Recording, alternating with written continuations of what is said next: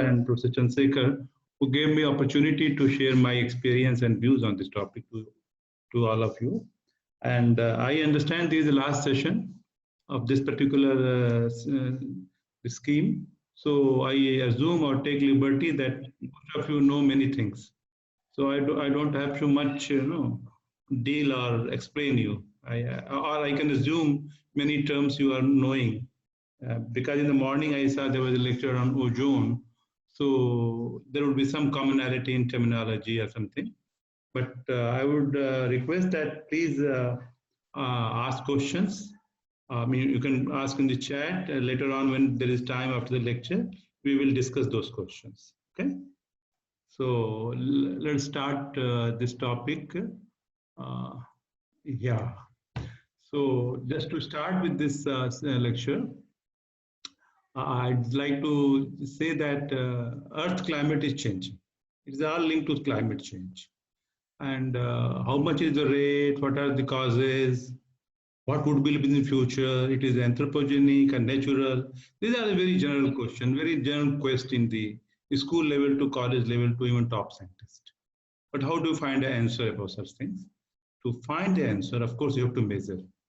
An accurate measurement of this greenhouse gas from space will help in answering some of the questions related to anthropogenic effects, like how human is imbalancing the things. For that, one has to measure.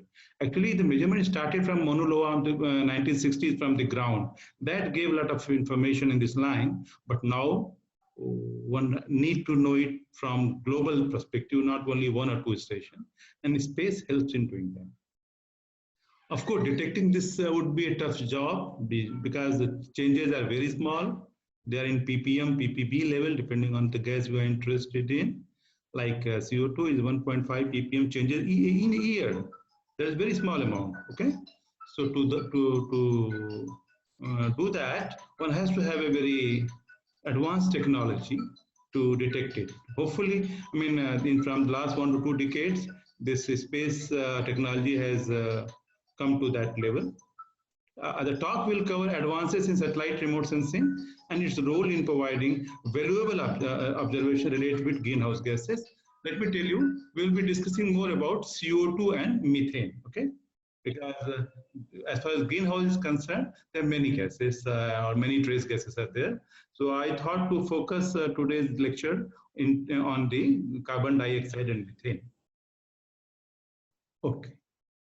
So what in roughly 1 hour 20 minutes, we'll be broadly discussing about the need of detections, basics of some remote sensing concepts which help us doing it, and what are the global missions. We have to go through some instrument concepts, the way the instrument works, because there are various instrumentation and types, physical principle of detection, retrieval of these products, and some interesting findings we will be working on. Okay. So we move forward, and before I talk in details about the method, let's discuss something, the background, that why we are worried about it, why we should be knowing worried about so much of greenhouse gases and detection. The answer lies in understanding a carbon cycle. As we all know, this climate on Earth is dependent upon many cycles, the carbon, the water, the nitrogen, phosphorus. There are many cycles by which this particular ecosystem is being created, which is habitable, the only known planet in the universe till now, which has such a beautiful ecosystem. And the major, thing goes, the basis goes is the carbon cycle. From thousands to million years, the cycle is going on. And in the cycle, one had to understand two particular components. One is the pool, how much is the carbon existing in our Earth's surface or this environment, and the exchanges, what we call fluxes. These are the two basic important things. Let me tell you, in terms of petagram, it is known as like this, a gigatons, people call it this way. Approximately 2,000 petagrams of carbon exist on the biotic system on the land, and approximately 30,000 petagrams of this carbon is stored in the ocean. huge, very large as compared to land.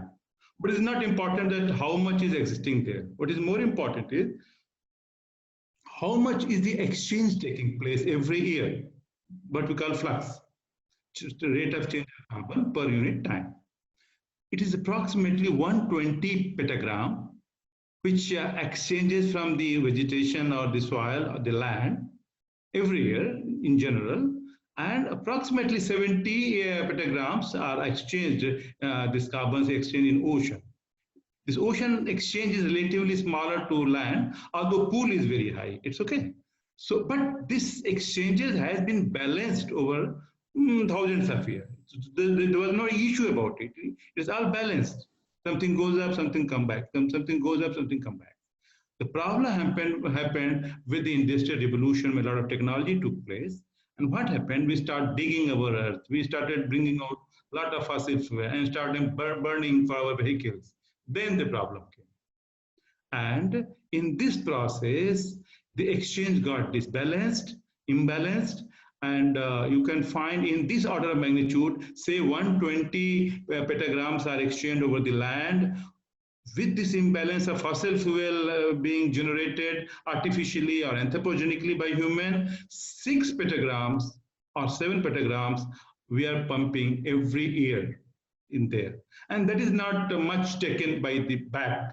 Although partly Earth is also getting green, so it is being taken back. So half of it is being taken back by Earth again, because we are also producing a lot of greenness due to agriculture. Still, approximately 3 to 4 petagrams remains in the atmosphere every year. That's amount to approximately 1.5 to 2 ppm of CO2 being every year added to atmosphere. And this is a perpetual problem happening year to year. If this is the rate, then there would be a problem in future, because it is not being balanced out by things. That is the biggest issue. Now, this anthropogenic influence creates this atmospheric carbon increase in atmosphere. Now, a lot of policies are coming up so that we should not release them. But to check those policies are going in right direction or not, we have to know, we have to monitor, we have to measure these gases. Okay? There are networks of ground observations, but obviously there are limitations. You cannot have observations every place in the world, particularly in remote areas of poles, ocean, and everything. So the advantage or the background of satellites do come into picture.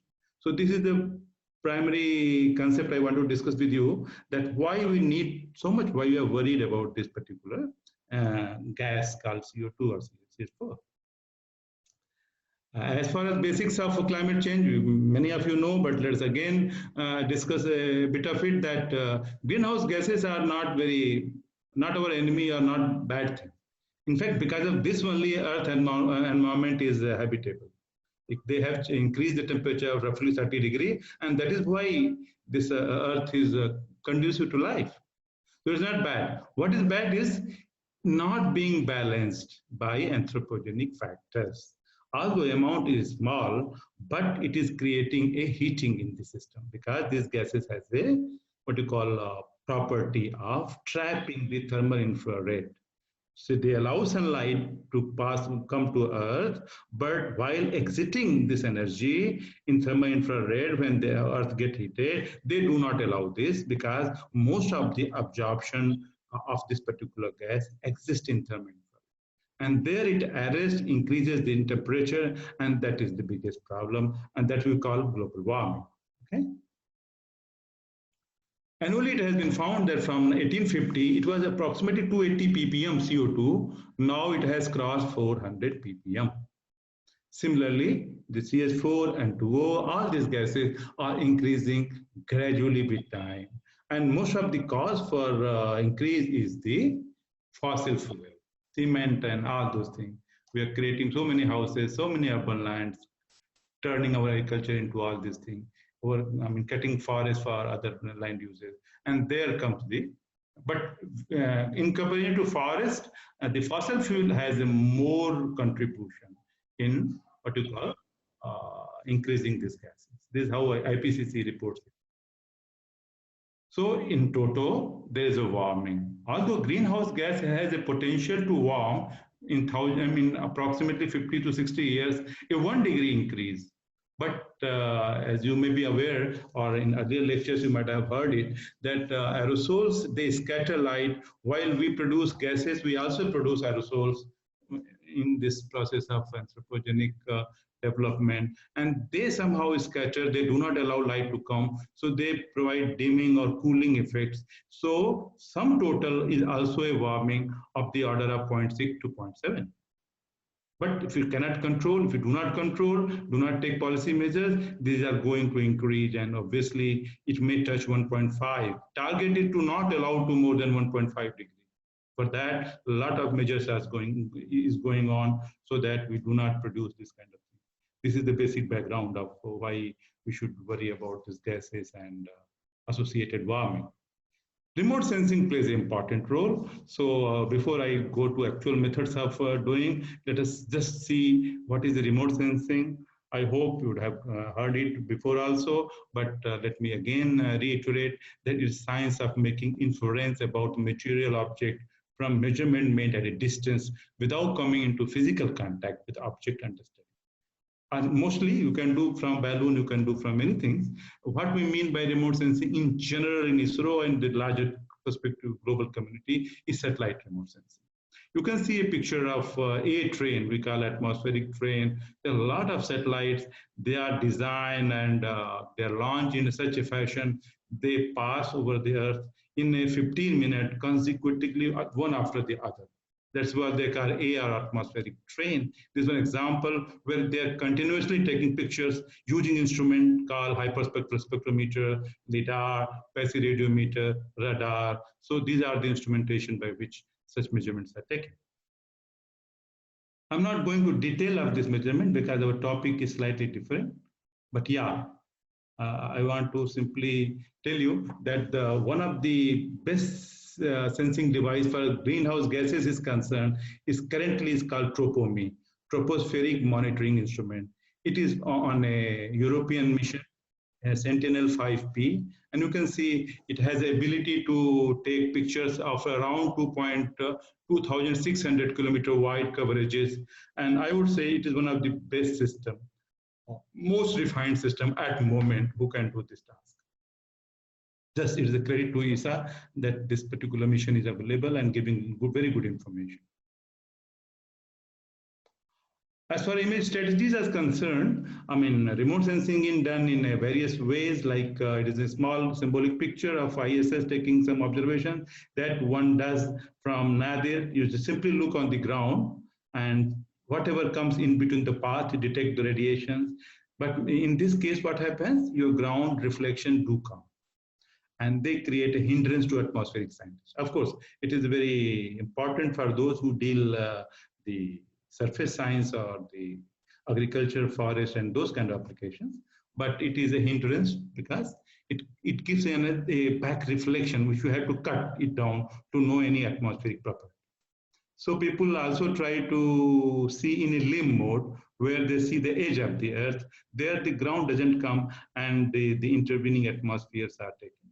There's one way. Third is called sun or moon occultation. Geometry is made such a way that satellite only looks from the different portion of atmosphere to any shining body like sun or moon. And since their emission or source amount is known, it's possible to calculate in between the interfering atmospheric property.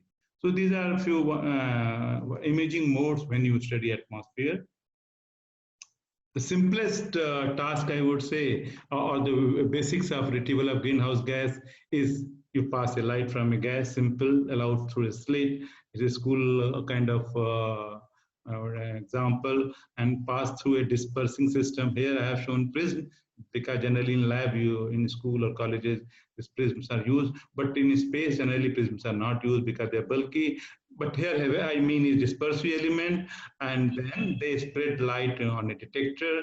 And once you have a detection, wherever this gas absorbs in certain wavelength, you'll find black lines or dip into the line spectrum. That dip is a characteristic of that particular gas. And there is the what you call I mean, this is the basic absorption spectroscopy, by which, knowing the dip, you know the amount of these gases. We'll be slowly discussing later on that it looks so simple, but slightly it is complex when you have to calculate the amount and worry about many things which come into the way. But broadly, yeah, it is like that. There's a light passing through the gas, then slit, and there's dispersing system, and you observe and detect. Okay, this is a schema of absorption spectroscopy. In remote sensing, what one does, one takes the optical data, thermal data, millimeter wave, microwave emissions to detect this, because you have many windows to work upon it. It is not only the optical. Here the source is not in like lab, you have some tungsten or some instrument, you have to depend on the sun. Many times the emission of the earth itself becomes the source for such calculation. So the technique is you see the reflection or infrared or microwave emission. Based upon some hyperfine resolution spectroscopy or the gas correlation principle, the sensors are there to detect certain wavelengths and find it out. The sensors are SCIAMACHY, GOSET, OCCULTATION, TROPOMI. In infrared, there's TS, AIDS, there's MOPIT, MLS. There are many instrumentation. So I will not go in a very specific detail. I'll be more focusing on the instrument which deal CO2 and methane.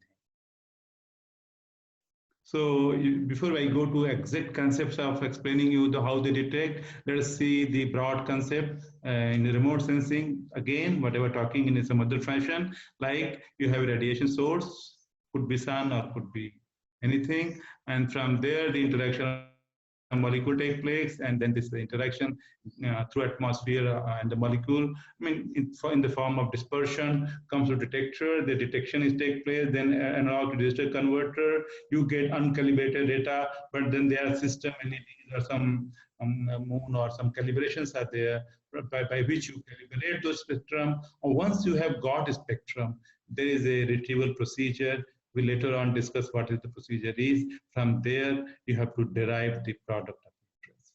This is a very complex and very interesting part, that in the spectrum, how do we derive the amount, we'll be discussing in the later part.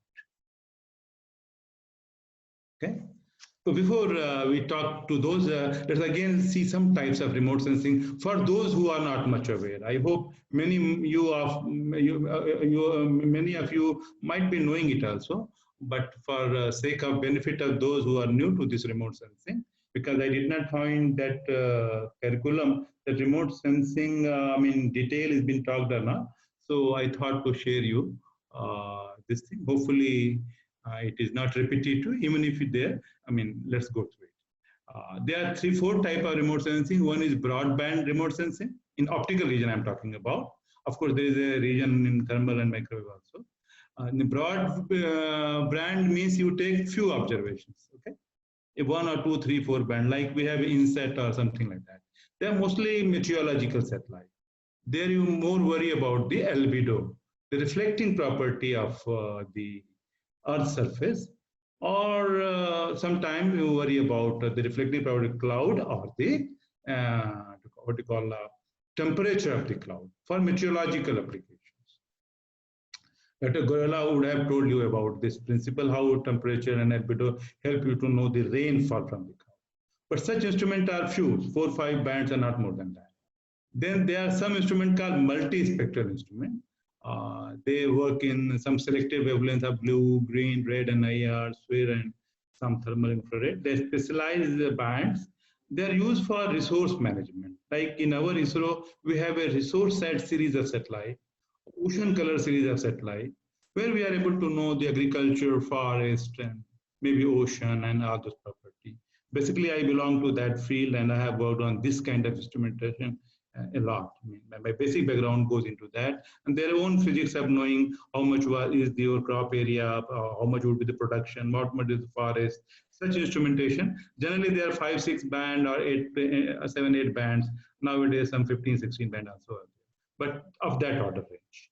Then comes the another kind of remote sensing instrument. We call them hyperspectral. They have approximately 100 to 400 sort of bands. Okay, but continuous band. They are not selective in some wavelength or this wavelength. The continuous 400 to 500, 100, 200, 300, or 400.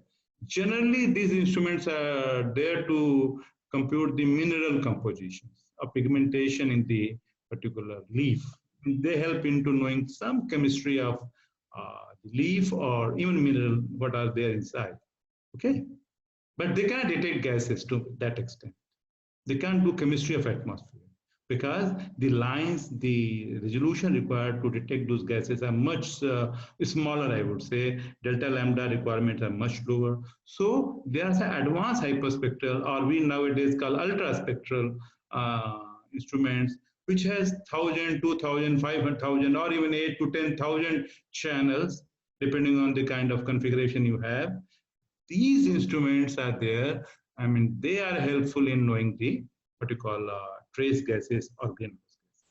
So I wanted to give you the broad picture: broadband, multispectral, hyperspectral, and advanced hyperspectral or ultraspectral sensing. Today we'll be discussing more about the ultraspectral sensing, where the gases play the major role in detection. Okay, other things cannot, other type of instrumentation cannot detect the gas by basic principle that the spectral lines of absorptions are much smaller.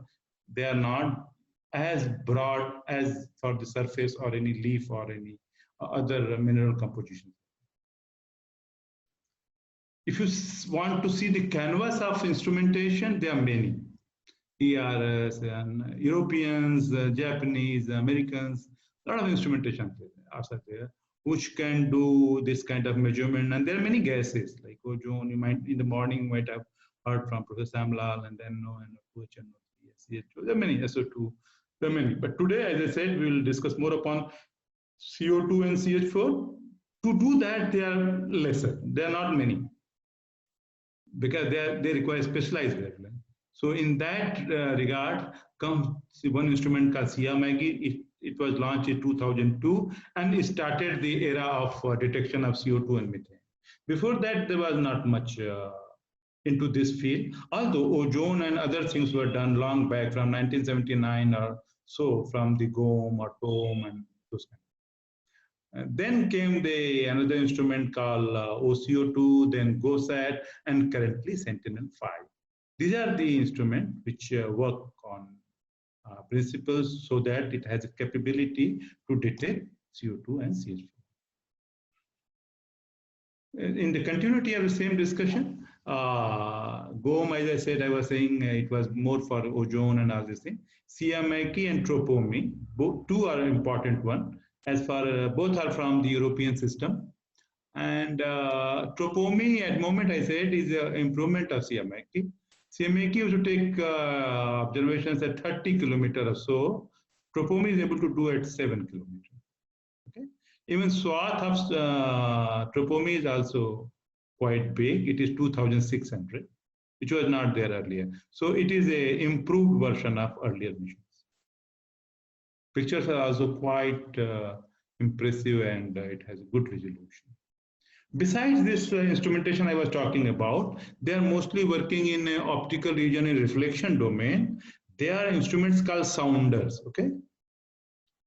In fact, first feasibility of CO2 detection was done from sounder in 2003. I read from team by Chedan in France, and they used the NOVA TOVS. Okay.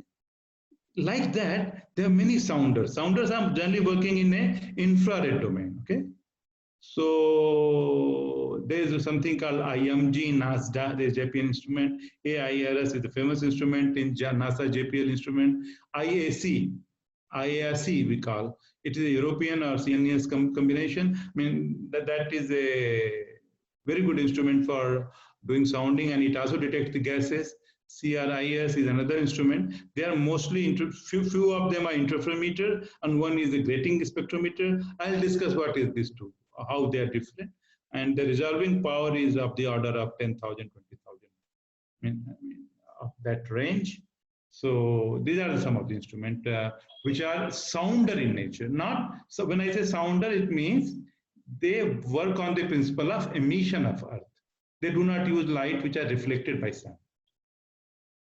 This one such instrument I used to work long back was a TES, tropospheric emission spectrometer. It works on the emission principle. So you can see beautiful emission, some sort of Planck kind of radiation, of course, in different wavelengths of 3 to 14 or 15 micrometer.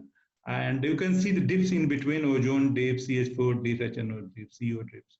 So these are the observation, and these dips have to be analyzed as each gas molecule has its own specific spectral signature, like the dips are there, and they help us knowing their concentration. But then how do you analyze them? You have to have a theoretical modeling. There are various kind of model we'll discuss later on, which can mimic the observations. And you go on tuning those variables till those observations matches with the target of your interest. We'll discuss them in later section, but there's a broad observation from tropospheric emission over India. I will more discuss, or I'm more fascinated with this what you call reflective systems, optical region, because they are able to know the concentration near the surface also. Emission, when you worry, their weighting function is not exactly on the surface, slightly mid-atmosphere, I mean troposphere. So they have their own advantages, but the reflective system has more, reflective system is system which work on the reflection principle, where the sunlight is falling on the earth and you are detecting. They have some, they can achieve good spatial resolution, and they sense from the lower troposphere, and that's the advantage. Among this category, for CO2 and CH4, as I earlier said, NVSAT SCIAMACHY, GOSAT FTS, NASA OCCULTATION, and SENTINEL-SP TROPOMI. These are the 4 instruments which can detect CO2 and CH4. In this, NVSAT SCIAMACHY launched in 2012 and probably worked till 2012. Later on, it is not working. So data is not available at currently. But rest 3, the GOSAT means greenhouse gas. There's echo coming out. Yeah, so GOSAT FTS, NASA OCCULTATION, I mean, and SENTINEL-SP TROPOMI, this is working. These 3 satellites are currently working. You can get data out of it, and they work in the principle of reflection. So within these 2 instrumentation type also, there are 2 kind of system. One is called grating based system, other is called interferometer based system, or FTIR based system. FTIR means Fourier transform infrared system. Okay, so in grating we are very much aware that grating is a well-known instrument, like our CD. If you see CD, they look colored. Why they look colored? Because it has a grating, means some lines or grooves which diffract the light, and they are the best dispersing system. So many of them work on grating in optical region. Grating has the ability to distinguish many spectral lines, and I mean quite preferred on this line. But for some application, when you want to increase your delta lambda, I mean resolving power and decrease your delta lambda, you want to see much finer, one has to go to a principle of interferometry that is called Michelson interferometer based system. There they use a Michelson interferometer where the light comes from a source, get spread by beam splitter in 2 paths, and after a fixed mirror and a moving mirror again get to join and do interferences. And that principle is quite known in school or college time is told. But this beautiful principle, which when detected there is no ether, now people are doing LIGO experiment to detect the gravitational wave. The beautiful concept is also used to know the carbon dioxide and methane. Of course, one has to do this signal processing like Fourier transformation and all these things in this particular concept to derive the spectrum.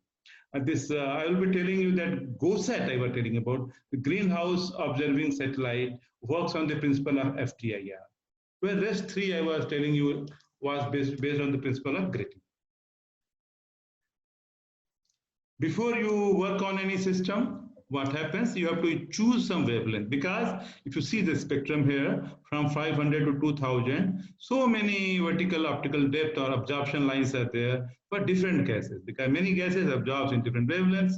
Okay, But then one has to choose spectral region depending on the objective of our study. Suppose I am working for CO2, then I'll choose specific wavelength windows.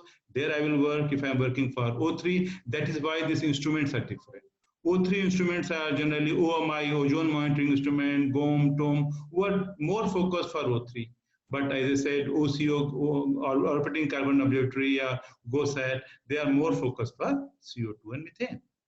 Many times, people also make generic instrument like SENTINEL, this SCIAMACHY and this particular TROPOMI is generic. They are able to do ozone as well as they are able to do CO2 because they choose many windows. But generally, people also make a specific satellite and they choose spectral windows accordingly. Now the question comes, we were trying to study once that then how to select those windows and all these things. So just in one work, Prasad et al., he did PhD on this problem, that how to select this synthesis system. So if you see in this window of 1.5 to 1.7, very preferred window for CO2 detection. So in general, there are all molecules they will absorb. There's nothing like a specific window for a particular gas. Like you see, for all wavelengths, you see the transmission. Everywhere you will find some increase, decrease, increase, decrease. And if you talk about H2, they do have a lot of absorption feature, but CO2 have a selective. So within them, one has to choose that this window I will work upon so that I can avoid other one. And even if other ones are there, you have to have a signal processing technique so suited so that you pick up the signal of your interest and other signals get filtered. Then what would be the resolution requirement, spectral resolution requirement? So we simulated the spectrum through a model at various spectral resolution, 0.025 nanometer, then 0.15, 0.25, 0.4, every resolution we went through. You can see as you take on lower and lower resolutions, obviously your signal becomes poorer and the variations become less, but many times you don't require so much high variation because the electronics also has to pick it up. So in this study, we found that approximately 0.2 nanometer, if it's there, I mean, it works optimally. Below this means if you're not working in this kind of delta lambda spectral resolution, then obviously detection would be difficult and you can't do that. So you require a delta lambda of better than 0.2 nanometer, I mean lesser than 0.2 or resolving or better than that, whatever you call. The basic principle lies in this, that you can see this particular curve. We simulated that in the window of CO2, you can see typical this transmission pattern. If you simulate at 1000 ppmv, you will find the transmission goes very low, up to 0.7273. But if your concentration is low, you do not see those dips of transmission. You do not see those absorption features. So as the concentration in the path increases, the absorption increases. So technique is that you resolve this absorption depth, you compute this absorption depth and invert back the equation to know the concentration. Because in forward simulations, more the absorption, I mean, more the concentration in the path of the light passing through of a given gas, the CO2 in this case, more would be the absorption. Okay, this is the forward measure to do that. This is the basic principle also. Similarly, we also did it for methane gas, and it has separate channels. We simulated them and found then what happened at different concentration and then developed the equation. This particular curve shows relative sensitivity with the delta lambda resolution in terms of nanometer. And there we found if you are lesser than 0.2 or 0.3, then resolution degrades to very low level. That is why the coarser satellites are not able to detect those gases. I mean, you require a certain high resolving power instrumentation. Let's go quickly to some examples of these sensing devices so that in case you want to use them in future or somebody of you wanted to use them, you should know the characteristic. As I said, SCIAMACHY was the very good instrumentation. It started in 2002. Currently, it stopped working, but it gave valuable information. And it has, in fact, 8 channels. It was a generic instrument. It used to do the ozone also because it was working in 240 for UV region also. It used to work in 1000 nanometer also. It used to work in 2200 nanometer also. So that was a generic instrument and worked in nadir, limb and occultation mode all, and detected many gases combination. But it gave a beautiful, I would say, very impressive results on the CO2 and CH4. Second one, which came dedicatedly for carbon dioxide, was orbiting carbon observatory by NASA. Currently, also it is working. In fact, in the first of its launch, they could not launch in first attempt. The satellite missed and got blasted. So it was OCO2 currently working upon it. But I just came to know today only, I was reading something, that there is a OCO3, they are operating from the International Space Station also. But from satellite-wise, OCO2 is working. It is one of the best instrumentation because it has a capability of detecting generally at 10 kilometer, but if required, they can do at 1 kilometer. If required, they can do at 1 kilometer. At the moment, there is no other satellite who can do at 1 kilometer. They have capability to detect 1 kilometer. And they published a paper in Science in 2017 showing how over a small city level plumes they can detect at 1 kilometer, where are the high and low fluxes. So I would say this OCO they call, it is one of the best satellite, one of the best satellite in this, in the field of CO2 detection. This was their first signal they came in that. They operate in 3 windows. One is called oxygen window, approximately at 0.76 micrometer. Another is 1.6 micrometer around, and third one is 2.2 micrometer around. There is a philosophy why you require all these things. Today we may not get chance to discuss in detail because I want to cover the larger canvas, but anybody interested can contact me or discuss on this later on. Why these 3 are required.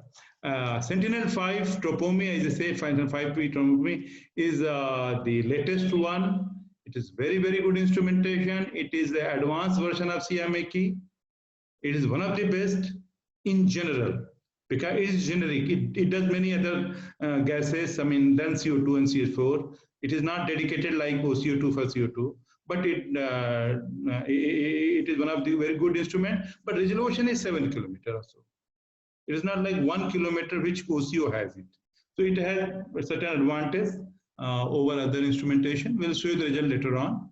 It is based upon the grating. The OCO2 is also based upon the grating. It has a telescope and slit, then dichroid, then a collimator, which passes through a grating and a measure, and ultimately would detect through a detector. They also have kept the LED so that you can calibrate this data, whatever you come from the ground.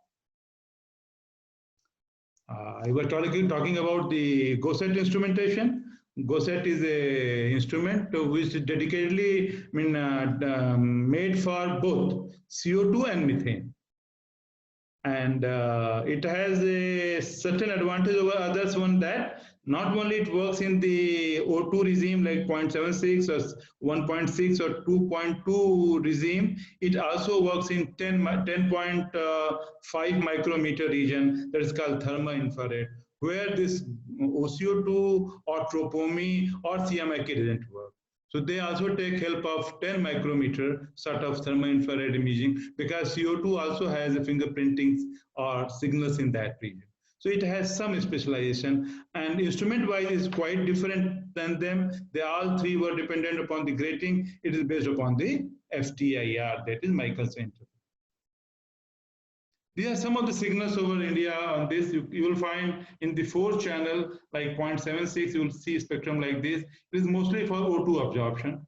Then 1.6, you will get signals like this.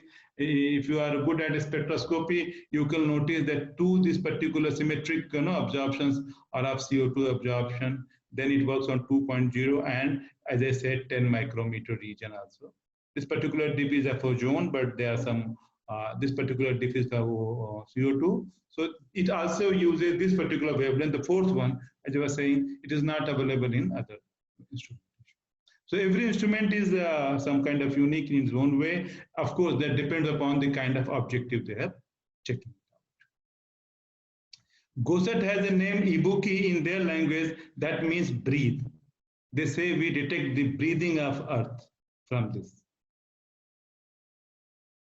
There was a small instrumentation by Canex instrument, a university-based system. It was called Canex 2. It was launched on our PSLV, Indian PSLV.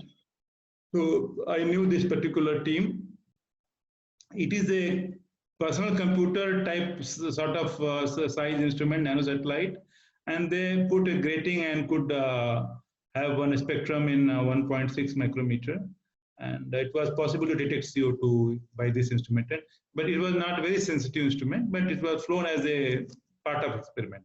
So one can do such experimentation also, that even a miniaturized instrumentation also works in this field.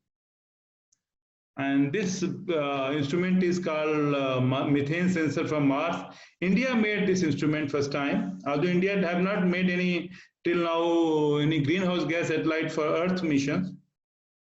But when the Mars mission was going on, there was a need, and the SAC team developed a system we call methane sensor from Mars to measure the methane concentration in Mars. You must be aware that detecting methane in Mars was the big science question. It is continued to be a big science question because it linked to the life and finding of many other life-bearing signals on the Mars.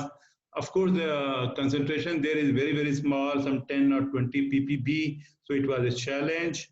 So instrument was made on this line. This instrument is based on a principle of Fabry-Perot-Etalon. They do not have a, what you call grating or FTIR. Since it has to be developed in a miniaturized fashion of 3 kg or of that round, I mean, that sort of weight. So Fabry-Perot-Etalon was used to detect, and this took observation on Earth and Mars both.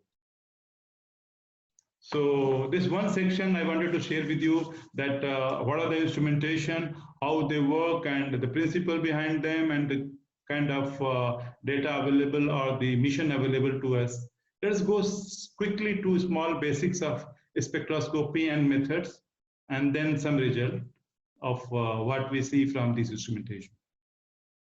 As I said, you have to pass through the light from the spectrometer to find a dark absorption, the absorption feature, and this detection of absorption feature is a quite old phenomena. You all must be aware that it's 200-year-old phenomena. When Fraunhofer detected those lines through a spectrometer 200 years back, approximately 1814 or so, that in sun line there are some dark features, and they are called nowadays Fraunhofer lines. So spectroscopy is an old subject, but that time it was not used for any greenhouse gas detection, but the principle was known.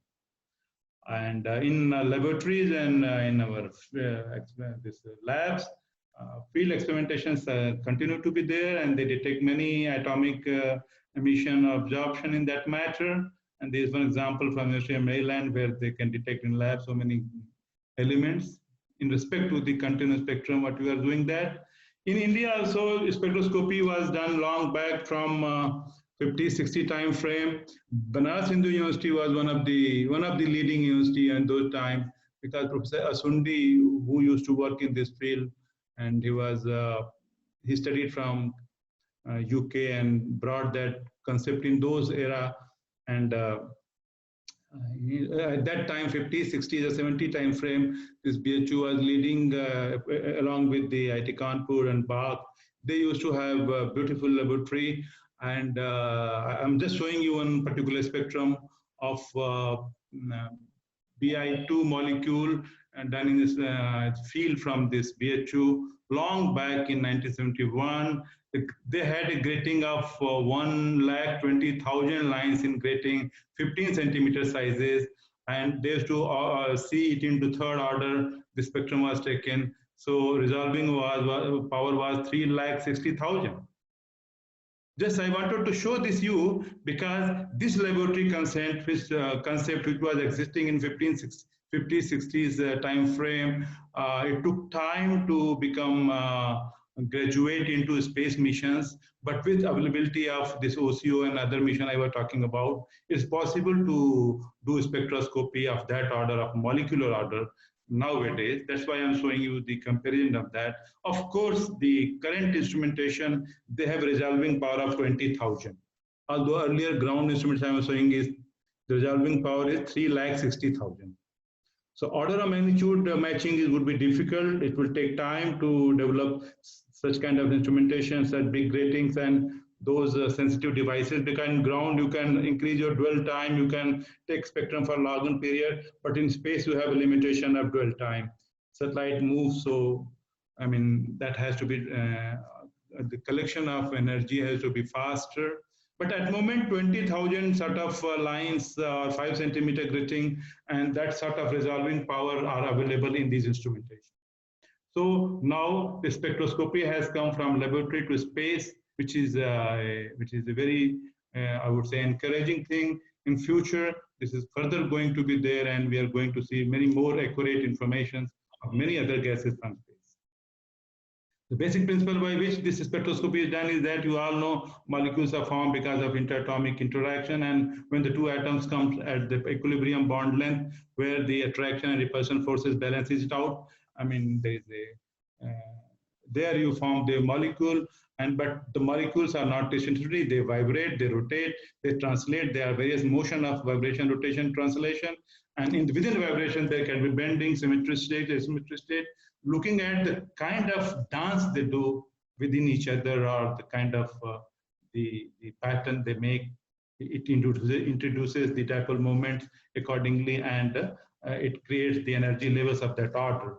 So degree of freedom is generally 3n by 5 for linear molecule, and 3n minus 6 is the nonlinear molecule, where n is the number of atoms within the molecule of interest.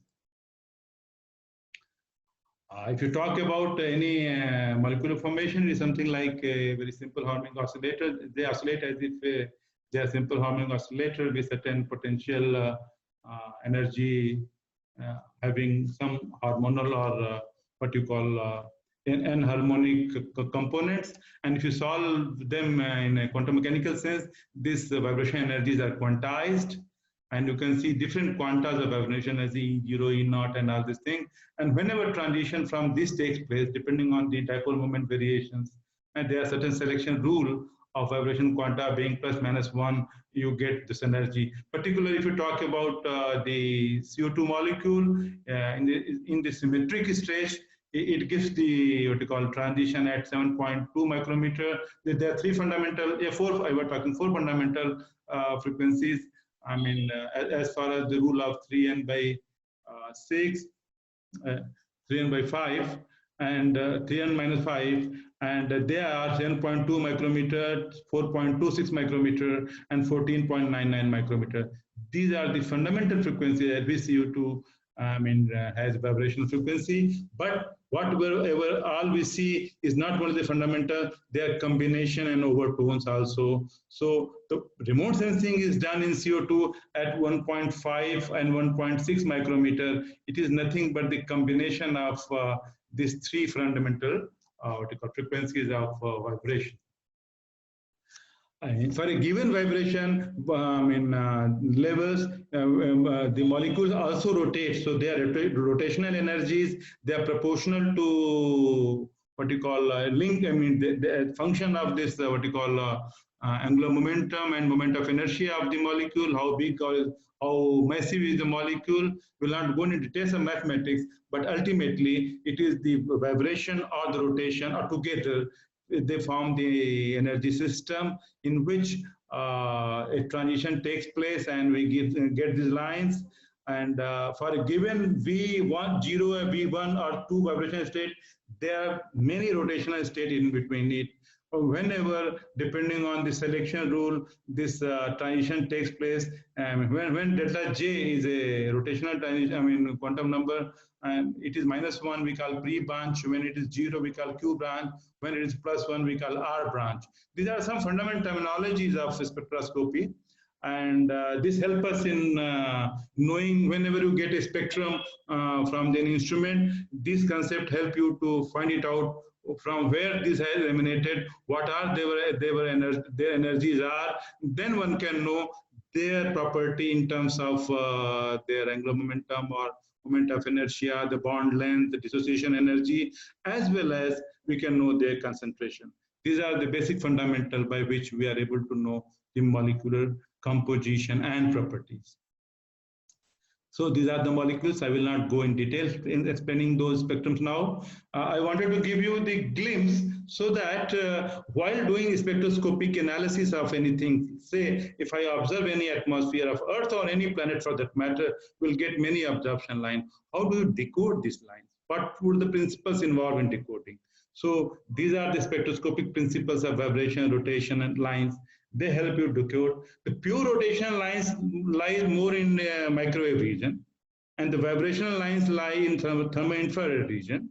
But within thermo-infrared region, for a given vibration line, there are many vibrational rotational lines.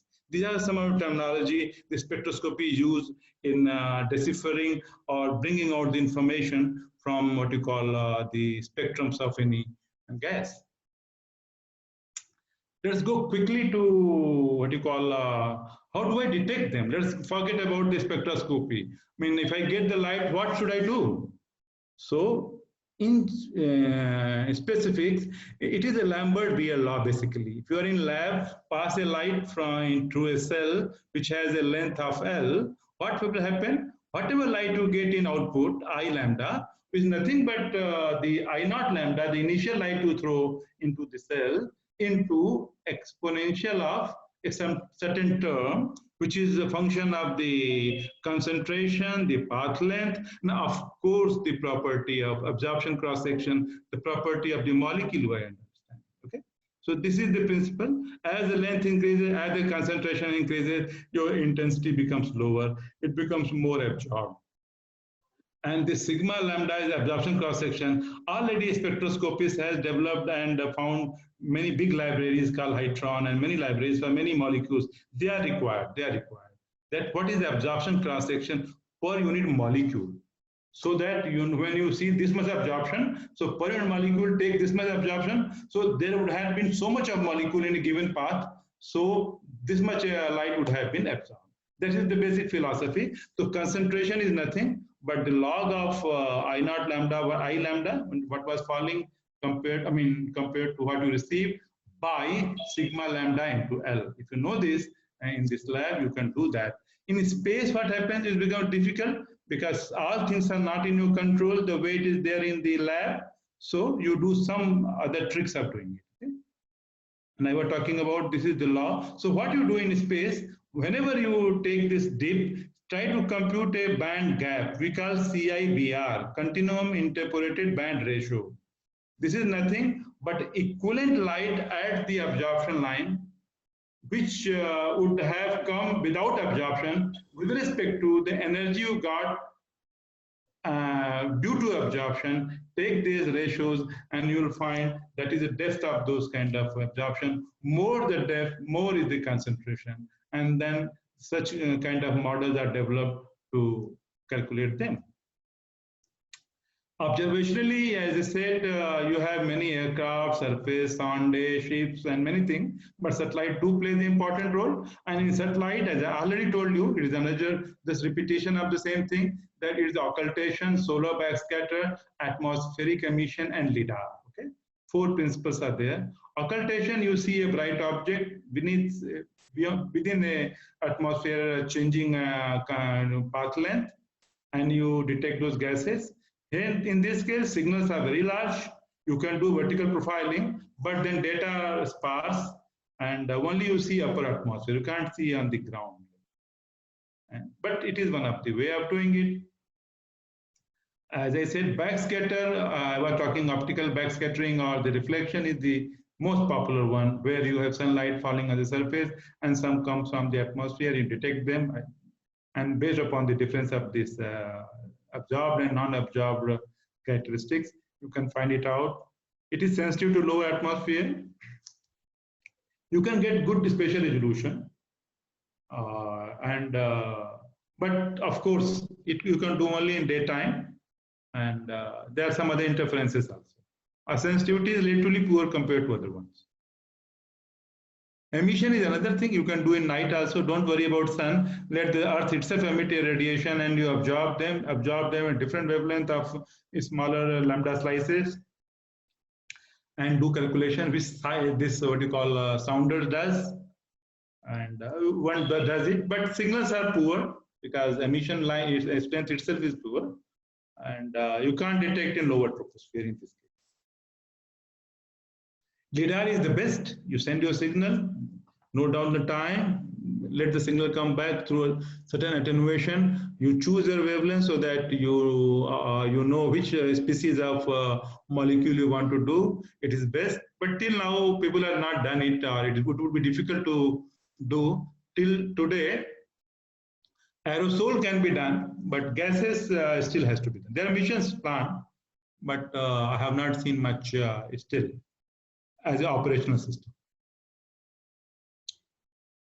Problem of doing is that pose a problem, get your ensemble infrared information, what would be the concentration, build a physical model. You have to have a forward model, then try to compute observation with a model, and then see whenever it matches up to those two things minimized, that is the concentration. Same principle is applied here. You see satellite observation, you have forward model simulation, go on comparing each other at different strategies of comparisons, invert and get the concentration. OCO2 has similar approach. In this case, they also do the same thing. They observe in 2-3 wavelengths, they do forward simulation, compute this CO2 and CH4 fluxes. They not only compute the CO2 CH4 fluxes, they also run the atmospheric chemistry model to compute the not only CO2 concentration, the fluxes also, that amount of carbon being either emitted or being absorbed, or sink or the sources. That is cannot be done only by satellites. One need to have a sort of atmospheric chemistry model. OCO has those features. GOSET also has those features. They also provide you the fluxes of carbon, not only the CO2 and CH4. Same thing, if you want to know even altitude variations, you have a priori knowledge, simulate those spectrum, measure the spectrum in sounders and do it, similar philosophy. This philosophy was, as I said, was developed first time by Chedin and from TOVS sounder, and they did similar simulations in various wavelengths. They also used what you call neural network to do that. Many times you don't do rigorous simulations, physics by simulation. One can train these networks also. Some basics, like when you start doing it, looks simple. As I said, it is Lambert-Weir law, but it is not that simple.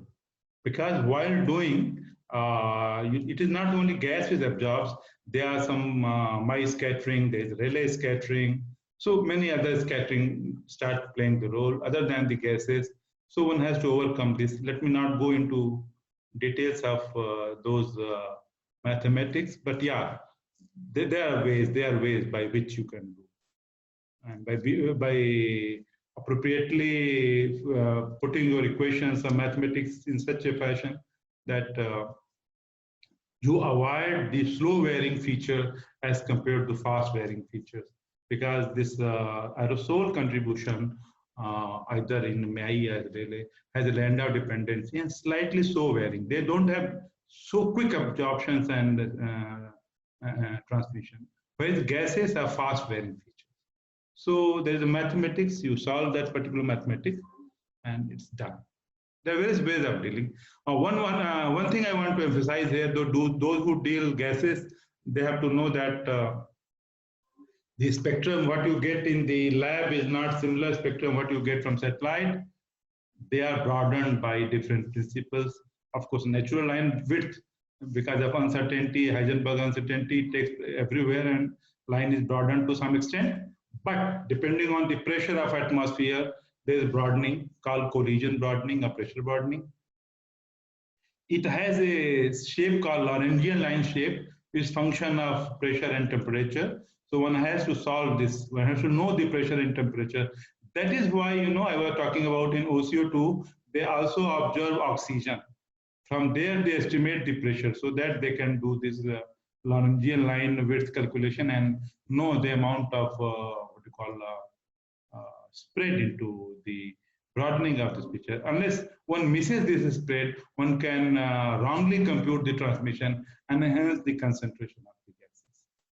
So these are must. Yeah, there is droplet broadening also when suppose there is atmosphere is more heated compared to another atmosphere because of temperature. What you call there is droplet broadening in these molecules. They run fast. They move fast in higher temperatures. In the process, there are Doppler effects. So when you convolve this Lagrangian and Doppler, there is something called void line function. So this thing has to be taken care while modeling. So as you go on really doing the subject, it becomes slightly complex and tougher in calculating. That is why this branch of subject requires good physics and good optical instrumentation, both. Some example that how people do, they measure, then compute optical, they then compute optical differential optical thicknesses, and then from there you compute those gases contribution. So let's go to some example. Once you have retrieved this thing, how they look like, what is the distribution of these gases over India and particularly over Earth, over India. So this is one good observation from OCO2 for whole globe, and you can see the reddish pattern over India. I mean, there are more CO2.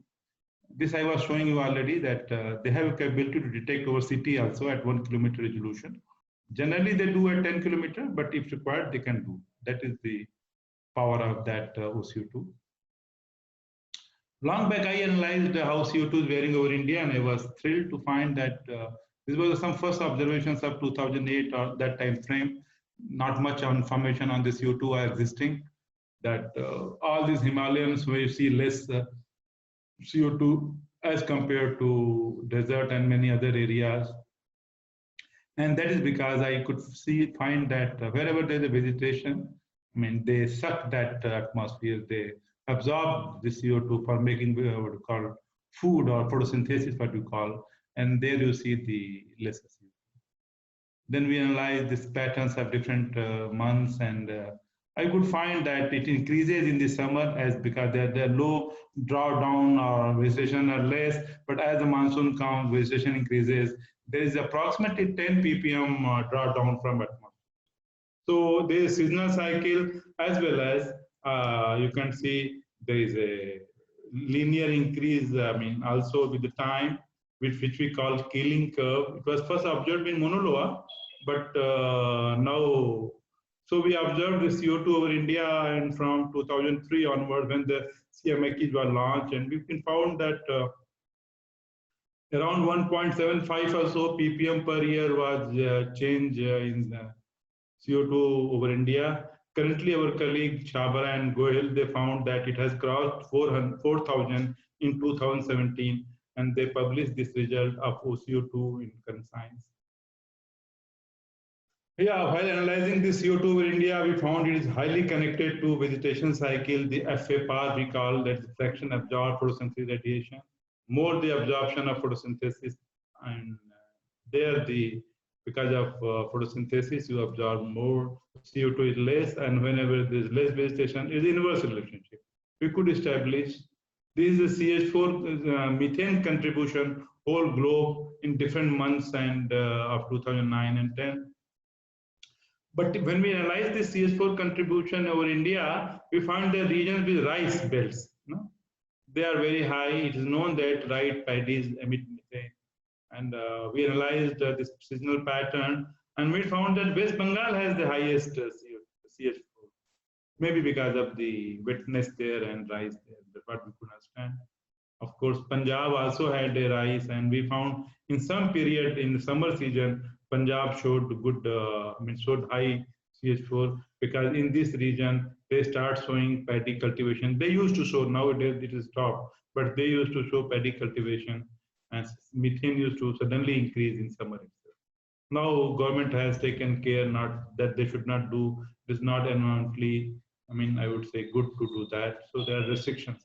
But this such observation was possible to be seen by satellite in over India for methane is concerned. I was talking about these are the global observations from NOAA, and if you see these global observations, you'll find interval changes like we observe from the ground. The most important thing is that in this you'll find the seasonal cycle. As I said, the seasonal cycle is because of the vegetation growth and senescence, what they do. And most interestingly, you can find here, if you're in northern hemisphere, your seasonal cycle is bigger, more than 10 ppm or so. But if you are in southern hemisphere where there is no vegetation, mostly the water or the ice are there, there's no seasonal cycle. So how CO2 is getting modulated by seasonal cycle? Somebody has analyzed a different latitudinal gradient of the globe. We also analyze CO concentrations, carbon monoxide. I mean, just for to show you that it this increases in March, April because of burning. Once we found that there was a huge increase in CO, and then it's found it transported from the long distance from China to that place. Such phenomena do take place in the gases. That is why analyzing this gases concentration, one has to use these trajectory models and transport model to know all those things. I will finish my talk so that we can have some question or discussion in case you are interested in discussing that by showing one or two more few slides. Like it was interesting feature that in 19, this NO2 is seen over India in April was like this. But our colleague at SAC, when they analyzed 2020, after the lockdown, you can see only power plants showing the NO2 concentration. And other places of India, there's no such emission because of lockdown effects. This was analyzed by TROPOMI S5, what you call P data by our colleague Pandya, Dr. Pandya from SAC. This gives a beautiful information that satellite has become so powerful nowadays to detect these gases, which was not earlier in a decade or 2 decades earlier. So this is the kind of resolution you get over these pictures over India. Of course, this is an NO2 signal, not CO2, but it's an NO2 signal. This is a famous picture, formaldehyde as measured by TROPOMI, that Sentinel-5 TROPOMI, and this shows the power of nowadays. Of course, this parts per billion concentration is there, but still it's possible to do from satellites. So satellites and the technologies are growing a lot. Particularly TROPOMI is one of the best sensor, I would say, quite improved sensor from earlier missions. They have learned the relation. I was reading yesterday, as for giving this talk, that I mean they are working in 6th order of diffraction to improve the resolving power on to detect this kind of thing. So these are the improvements in the imaging systems and their technology. Yeah, the biggest challenge remains there that how to validate this knowledge. One has to depend on surface measurements and then aircraft. So that is equally important because satellite data itself has to be corrected and calibrated or validated on the ground. So those experiments need to be done and continuously tried along with satellite. So it is basically a holistic solution from the ground and satellite, both individual. I mean, only one platform cannot give the full picture, and there the need of their validations. And most importantly, I feel in this field, since at the moment they are done by the polar orbiting system. In future, people are thinking, but there is no concrete mission by now, but there would be mission on geostationary satellite so that we can continuously map this composition. Even if at 3 to 5 kilometer resolution is there, capability exists. And people are working in direction. It will be a very good, I would say, development, or it will be a game changer once a geostationary mission comes to detect these gases. Then it's something like, it will change the way satellite meteorology is done. So hope such things can come in future. But in the last, I would like to say that there's application of spectroscopy, which helped us knowing greenhouse gases precisely. and help us to knowing the climate change and how it is changing, which region is changing fast. And only we hope that this development continues in instrumentation and modeling. As I said, it requires both the electronics, the optics, and physics of retrieval to go together. And not only this, the chemistry transport models also required to explain what is happening on there. And I only hope such integrated vision of various atmospheric scientists like you people are working in different fields. Hope, as a one branch of knowledge will not be sufficient. So people across the all branch of knowledge should come together to address this issue. And I consider this particular program would be successful when all of us are aware of this technology and somehow meet each other and talk to each other and somehow work in the direction in toto together to solve this particular aspect of atmosphere. Thank you very much. Thank you, sir. Sir, we have one question from the participant side. Yeah. Mr. Jayant and Tripathi, sir, is asking for the measurement of carbon dioxide, nitrogen oxide, NO, and CO, which light and its product are the best? Which products are best, he is asking. Yes, so, sir. Jayant ji is asking? Okay. Yes. My answer would be that at the moment I was telling TROPOMI you go, but depending on the, if you're working for CO2, then go for OCO2. Working for CH4, I would say GoSat is very good. But if you want to do NO2, CO2, everything together, TROPOMI would be the best at the moment. But the resolution is less. TROPOMI 7 kilometers, no? Something like that. Yeah. 7 kilometers. I mean, that you have to bear with us because these things, no, this resolution at moment after current technology is this is what it is.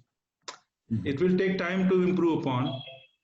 So CO2 you can get, but OCO also doesn't give to public better resolution. It gives 10 kilometers only. Okay. They have capability of 1, but I haven't seen they distribute data for 1 kilometer. I haven't. I'm not looking this subject from some time, so I may be not aware, but I believe that they give a 10 kilometer. So 5 to 10 kilometer is the current technology. Okay. Thank you, sir. Thank you. Okay. Thank you. Thank you, sir, for your interesting and informative session. You extended this FDP by adding an important topic, space-based methods for measuring the atmospheric greenhouse gases. You humbly started the session with the basics and made the audience aware of the state-of-art work by the Space Applications Center.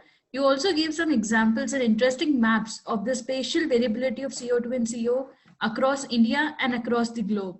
So we applaud you for your contribution in this field and in the